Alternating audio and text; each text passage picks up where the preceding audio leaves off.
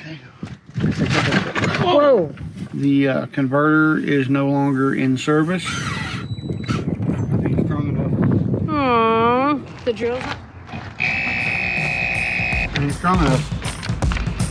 It's already popped the breaker. You gotta hit the breaker again. You want that honey bun, Lulu?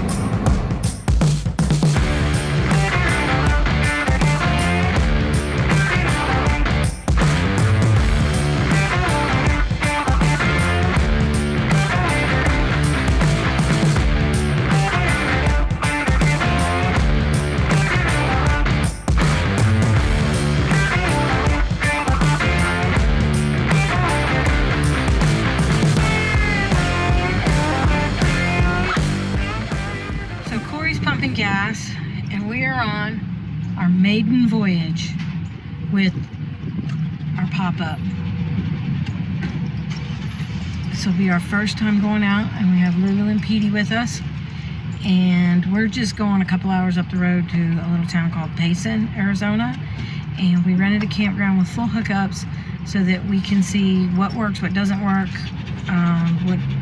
just what can we do. And tomorrow we're really just going to hang around the campground and just piddle around and do a couple little minor repairs to the pop-up. So that's where we're going. So we will see you soon. There's a new day that will come again tomorrow. There's a new day to wash away the pain. There's a new day to take away your sorrow. Our first meal, even if it is Arby's, in our pop-up. Yay! Yay! Yay!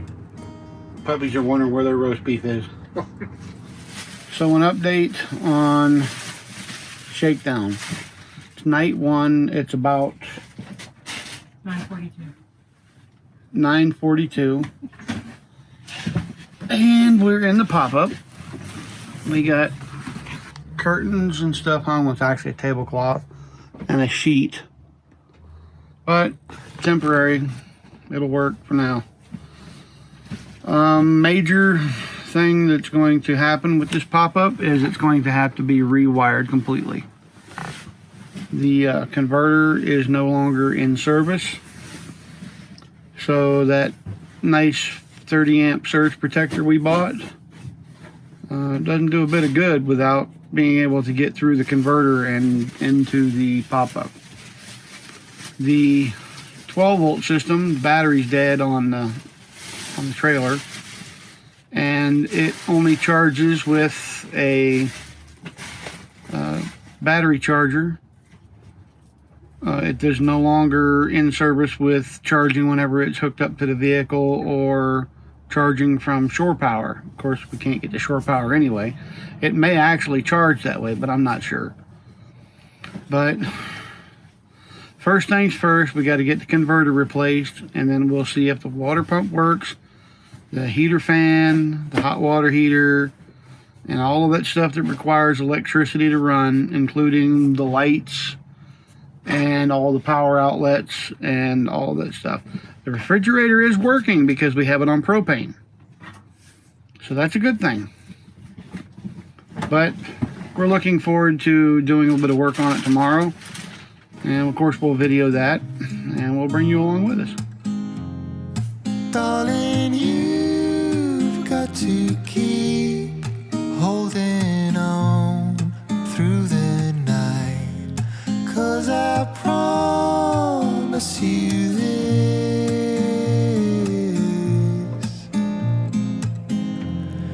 if you try to get some sleep, if you give up the fight, if only just for a bit, there's a new day to leave behind your troubles. There's a new day, and it will set you free. There's a new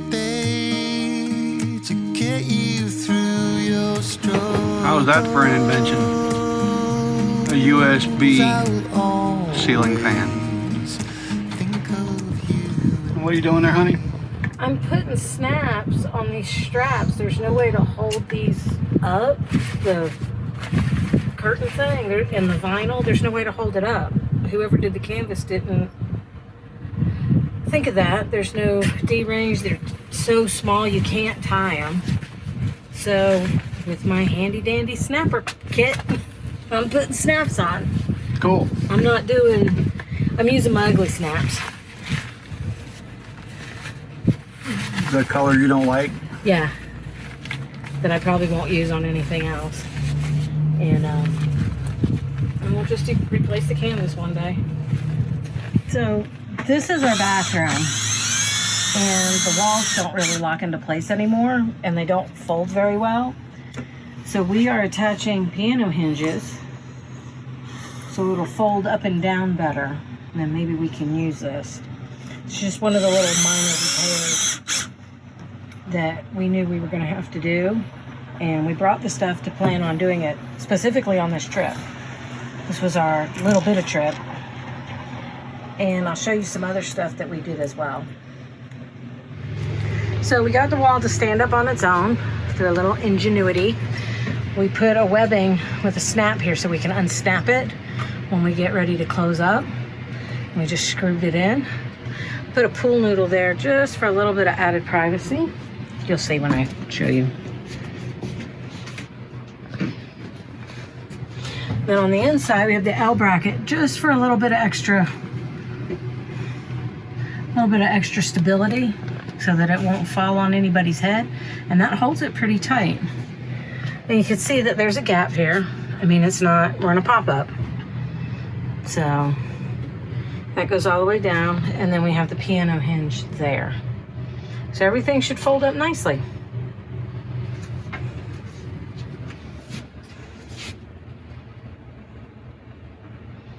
And now we just gotta do the back wall. We gotta fix that one. It's being held on by a bungee cord at the moment.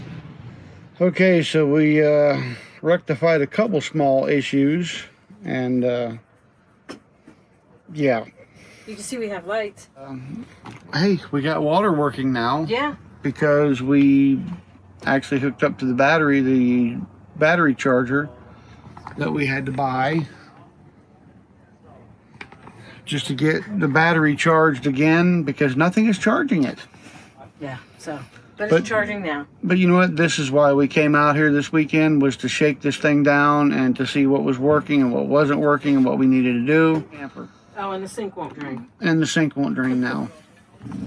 But we've kind of worked some workarounds, and we've got some power coming in off of the pole.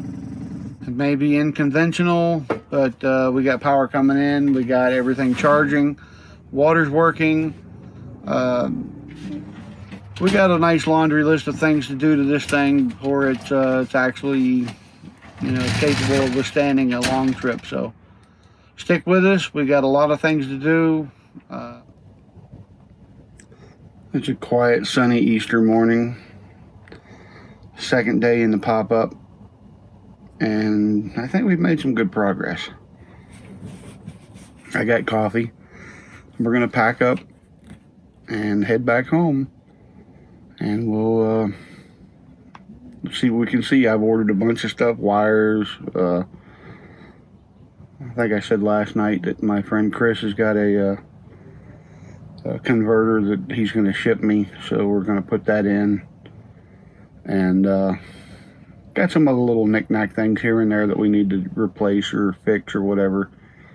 Eventually the canvas is going to be replaced, because the guy did a good job at sewing it himself and making a canvas himself, but it's just not professional. There's a lot of gaps and stuff. You can see up in that corner up there.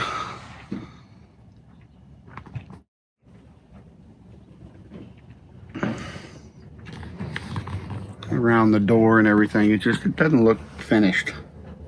So we're going to replace that. We'll probably come up with something to cover the upholstery. I mean, the upholstery looks good, but it's brand new, but it just doesn't fit our motif, I guess you would say. So we're going to figure something out to put covers over them or something, especially for the dogs. But that's it for now.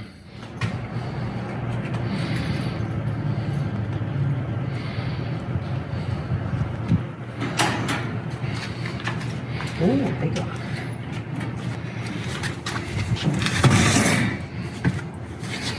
That would be it. You about ready to open this thing up and give Chris a call? Yes.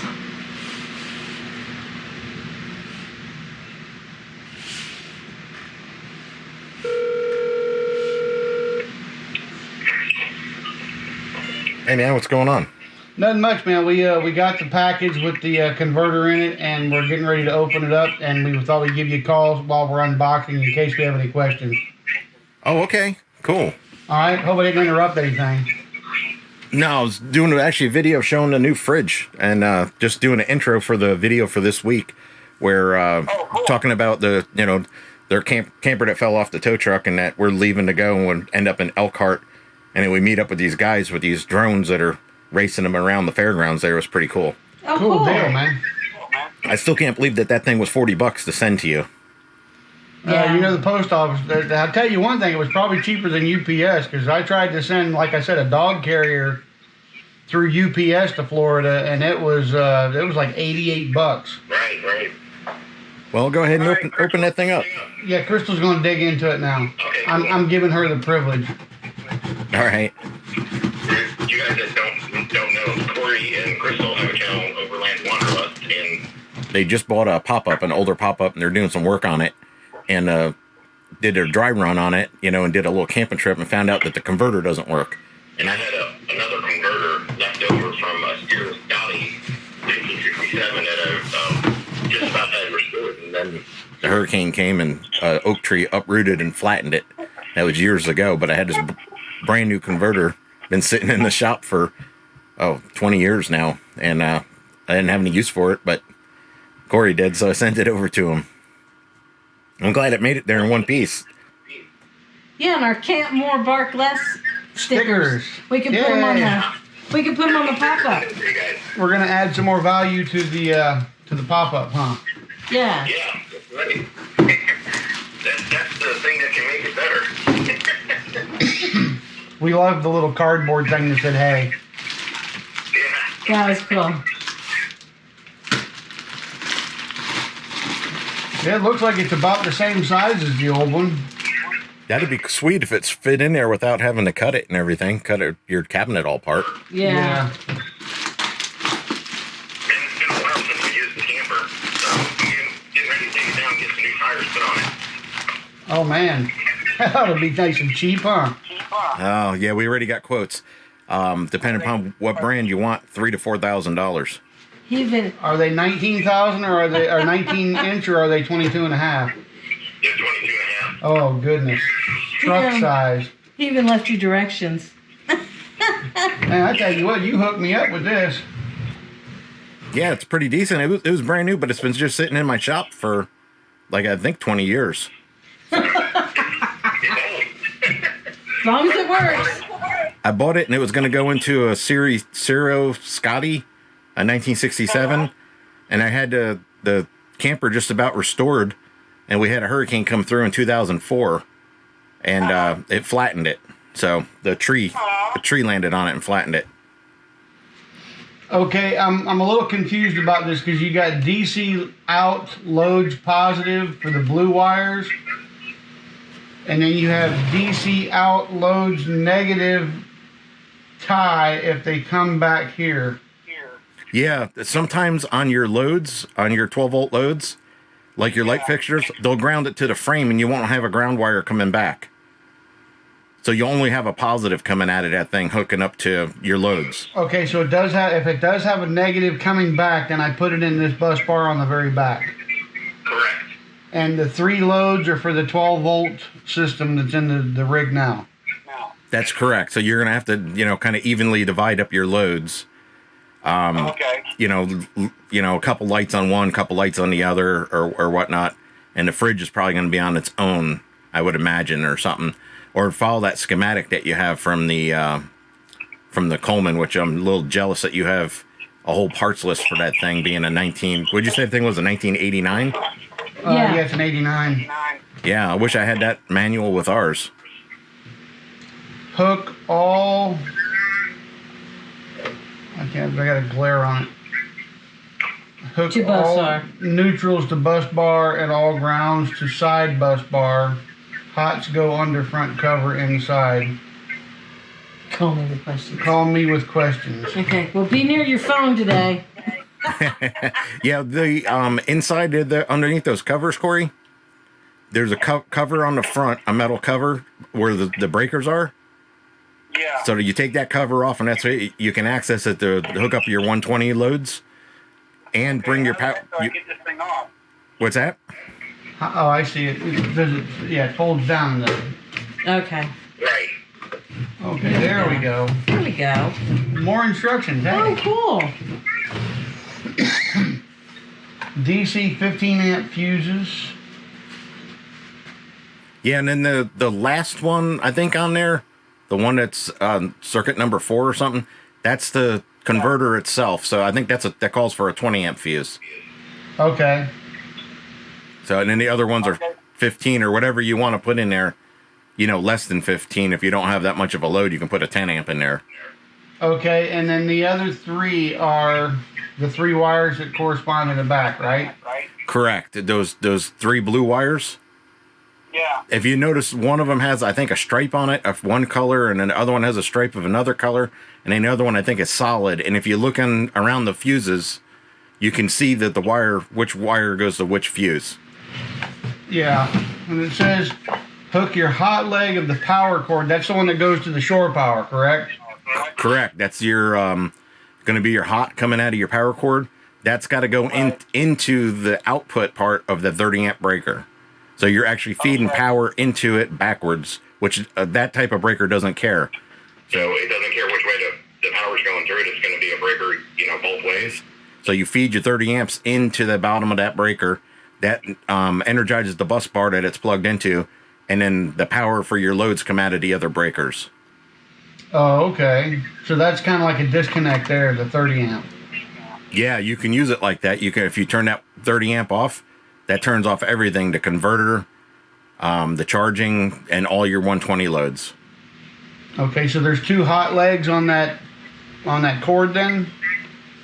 No, there's only, on your 30 amp, you're only going to have 1 hot leg, and then you're going to have your neutral, which underneath that top cover, there's a neutral bus bar that's in the center, and that's where you tie your neutrals from all your loads and from the power cord on that neutral bus bar. And then it's got another bus bar mounted onto the side of the metal. Yeah. And that's where you put all your grounds from all your loads and from the power cord. Okay. And what do you mean by hook other hot AC loads to the 15 amp breakers? That's all your loads from inside your camper. Oh, okay. So those are directly going into the camper then. Correct. Like where your outlets are and stuff, they should be coming back to your old converter. And that's what you're going to bring them in, and you bring the hots down. There's like a channel above the breakers that go from the top, where the top cover is. You bring the hots down that channel down to where the breakers are, and then hook them up to those breakers. All right. That sounds easy enough. Yeah. You going to put it in today? We're going to, I'm going to start on it. Probably going to mainly focus on the solar battery charger and the battery disconnect today. Right. But yeah, this is going in this weekend sometime, hopefully. Okay. Great, man. And that unit there is also, I was looking at the specs on that PDF that you sent me. Your old charge controller was only a 15 amp. And this one's a 20 amp. So it's supposed to be able to charge up to 20 amps. All right. Sounds cool then. Yeah, so it's got 5 more amps of power that it can put out. If that thing fits into the same spot as your old one, I'd be amazed. It honestly looks, I mean, the box itself looks about the same size. Yeah, it does. Of course, now, it could be a smidgen off here or there, but I've got saws for that. If you don't have to cut anything and that thing slides right in, you better play the lottery today. I hear you, man. All right, man, we'll enjoy it. All right, for those of y'all that were curious, this is Chris Wilson from Campmore Barkless on the phone with me. And I cannot thank you enough for sharing this thing with me, Chris. It really saved us a lot. And your knowledge when we were going through this whole thing at the campsite was second to none. Oh, no problem, man. I'm willing to help. Like I said, you got any questions when you're hooking that thing up, just give me a call back, and I'll walk you through it. All right, man. I appreciate it so much. All right, brother. Talk to you. All right, man. Later on. Bye.